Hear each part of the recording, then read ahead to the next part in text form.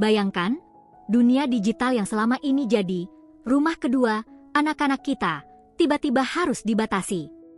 Mulai 28 Maret 2026, anak di bawah 16 tahun dilarang punya akun media sosial. Gila, kan?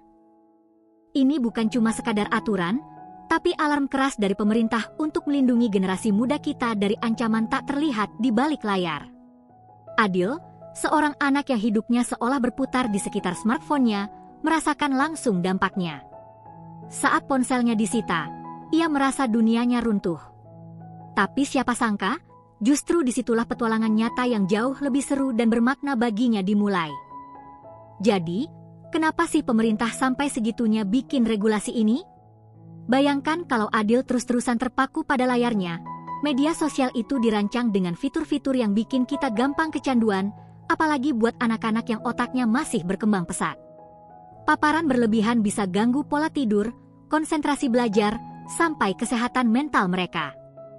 Pemerintah menekankan, masa depan anak-anak dipertaruhkan jika mereka dibiarkan di ruang digital tanpa perlindungan.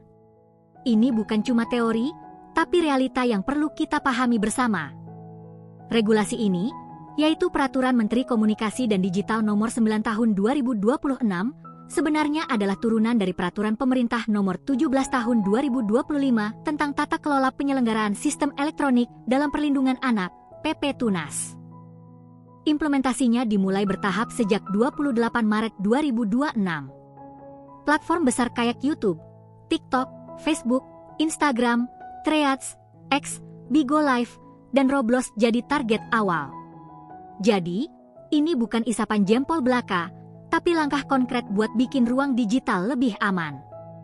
Masalah kecanduan gadget ini bukan cuma dialami Adil, tapi udah jadi PR besar bagi banyak keluarga. Orang tua sering bingung gimana caranya ngatur screen time anak. Padahal, menetapkan aturan yang jelas itu kuncinya. Bukan cuma soal waktu, tapi juga tentang tech-free zones di rumah, misalnya area makan atau kamar tidur. Ini membantu anak membedakan mana waktu untuk digital, mana untuk interaksi nyata. Adil dan orang tuanya pun harus belajar ini. Memang butuh komitmen dari orang tua untuk jadi teladan. Fakta pentingnya, membatasi screen time anak seperti yang dialami Adil itu bukan cuma larangan doang, loh. Orang tua perlu bijaksana dan bisa mengalihkan perhatian anak ke kegiatan lain yang lebih positif. Misalnya, ajak mereka beraktivitas di luar rumah. Ini bukan cuma ngurangin adiksi gadget, tapi juga ningkatin interaksi sosial dan perkembangan fisik mereka. Keteladanan orang tua itu penting banget, karena anak belajar dari apa yang mereka lihat setiap hari. Dampak negatif gadget ke anak itu banyak banget, guys. Bayangkan jika Adil terus-menerus terpapar, mulai dari masalah kesehatan fisik kayak gangguan tidur, mata tegang, sakit kepala, sampai obesitas. Belum lagi masalah mental kayak kecemasan, depresi, stres, kurang percaya diri, dan gangguan perilaku. Bahkan, bisa bikin anak menarik diri dari pergaulan sosial dan kesulitan konsentrasi belajar. Ini bukan cuma mitos, tapi udah dibuktikan banyak penelitian. Ada miskonsepsi besar nih. Banyak yang mikir kalau membatasi akses medsos atau gadget bagi anak seperti Adil itu sama aja bersikap otoriter. Padahal, bukan gitu ceritanya. Ini adalah bentuk perlindungan dan kasih sayang dari orang tua. Orang tua perlu memberikan pemahaman kepada anak mengapa aturan ini ada, bukan cuma melarang tanpa alasan. Media sosial itu punya risiko paparan konten pornografi, perundungan siber, penipuan online, dan eksploitasi data yang bisa mengancam masa depan Adil dan teman-temannya. Klarifikasinya jelas, membatasi akses bukan berarti kita anti teknologi. Justru, ini tentang menyeimbangkan penggunaan teknologi dengan pertumbuhan personal anak, seperti yang mulai dipelajari Adil. Tujuannya adalah menciptakan ruang digital yang lebih aman bagi generasi muda. Ini adalah upaya untuk menghindari dampak negatif, sambil tetap membuka peluang bagi anak untuk belajar dan berkreasi secara bijak. Jadi, ini adalah panduan, bukan sekadar pelarangan total. Dampak langsungnya, anak-anak kayak Adil mungkin awalnya ngambek dan merasa dunianya berakhir. Ini reaksi wajar kok. Gejala kecanduan gadget bisa bikin mereka gelisah atau marah kalau nggak bisa pakai gadget. Tapi, ini juga jadi momen krusial bagi orang tua untuk mendistraksi mereka ke kegiatan lain. Kita harus siap dengan tantangan ini dan jadi support system terbaik buat mereka. Nah, kalau kita berhasil membiasakan anak membatasi gadget dan bersikap jujur secara bijak, seperti yang akhirnya dialami Adil, dampak jangka panjangnya gila banget. Anak-anak bakal punya kualitas hidup yang lebih baik, terhindar dari berbagai masalah fisik dan mental. Mereka akan lebih fokus belajar, punya kemampuan sosial yang lebih baik, dan lebih kreatif. Ini adalah investasi buat masa depan mereka, agar mereka jadi generasi yang seimbang dan tangguh di dunia nyata. Ini dia sudut pandang uniknya. Di tengah gempuran digital, petualangan di halaman rumah kayak yang dialami Adil itu ternyata bisa jadi guru terbaik. Bermain di luar ruangan itu nggak cuma sehat fisik, tapi juga ningkatin rasa ingin tahu, kreativitas, dan kemampuan memecahkan masalah. Lewat interaksi langsung dengan alam dan teman, anak bisa belajar nilai-nilai penting kayak kejujuran dan berbagi secara alami. Ini jauh lebih berharga daripada semua konten di medsos. Meskipun data spesifik di riset ini tidak dicantumkan, banyak studi dan laporan menunjukkan bahwa waktu layar anak-anak di Indonesia itu cenderung tinggi. Banyak dari riset ini menunjukkan anak-anak menghabiskan berjam-jam di depan layar setiap hari. Ini yang bikin angka kecanduan gadget juga meningkat. Padahal, waktu bermain di luar itu cuma sedikit. Ini jadi PR besar buat kita semua, gimana caranya menyeimbangkan angka-angka ini demi masa depan anak, seperti Adil. Reaksi publik soal regulasi ini beragam, guys.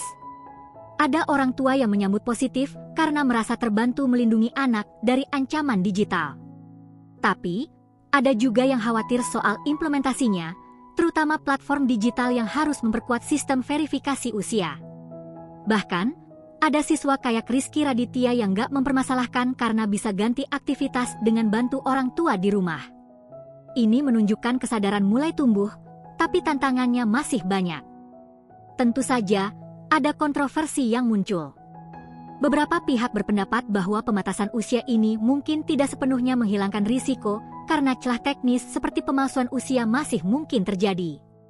Selain itu, ada perdebatan tentang sejauh mana pemerintah harus campur tangan dalam urusan parenting. Namun, para ahli melihat ini sebagai kerangka perlindungan awal yang penting. Intinya, ini adalah langkah kolektif untuk menciptakan lingkungan yang lebih aman. Kisah Adil ini kayak studi kasus nyata. Dia yang tadinya cuma fokus ke layar, akhirnya diajak ibunya main petak umpet di halaman. Di tengah permainan, dia nggak sengaja nemuin dompet tetangga yang jatuh. Ibunya langsung ngajarin pentingnya jujur dan ngembaliin dompet itu. Ini persis seperti metode permainan edukatif yang efektif menanamkan kejujuran, di mana siswa belajar bahwa kejujuran membawa hasil yang lebih memuaskan. Dari situ, Adil belajar konsekuensi dari tindakan tidak jujur dan manisnya kejujuran. Dan ini dia klimaksnya, guys. Ternyata, petualangan Adil menemukan dompet itu bukan kebetulan semata. Ibunya yang cerdas, sengaja menjatuhkan dompet kosong di halaman sebagai bagian dari skenario untuk mengajarkan Adil tentang kejujuran dan berbagi. Gila, kan? Adil akhirnya sadar, kebahagiaan dan kepuasan dari berbuat baik di dunia nyata, berinteraksi langsung, itu jauh lebih nyata dan bermakna daripada kesenangan instan di layar gadgetnya. Ini adalah twist yang mengajarkan bahwa parenting itu butuh kreativitas dan strategi, bukan cuma larangan. Jadi, kesimpulannya, pembatasan gadget dan regulasi medsos ini bukan akhir dari segalanya, justru ini awal dari era baru. Ini kesempatan emas buat kita semua, terutama para orang tua, untuk lebih kreatif dan proaktif dalam mendidik anak. Kita bisa menyeimbangkan dunia digital dengan petualangan di dunia nyata. Dengan aturan jelas, keteladanan, dan aktivitas alternatif yang seru, kita bisa bantu anak-anak tumbuh jadi pribadi yang jujur, empati, dan seimbang di era yang serba cepat ini. Gimana menurut lo, guys? Apakah regulasi ini efektif? Atau lo punya pengalaman seru kayak Adil yang akhirnya menemukan dunia baru di luar gadget? Yuk, share pendapat dan pengalaman berharga lo di kolom komentar di bawah. Jangan lupa like video ini kalau kamu merasa terbantu. Subscribe channel kita untuk konten parenting dan edukasi lainnya, dan share ke teman-teman lo biar makin banyak yang teredukasi. Sampai jumpa.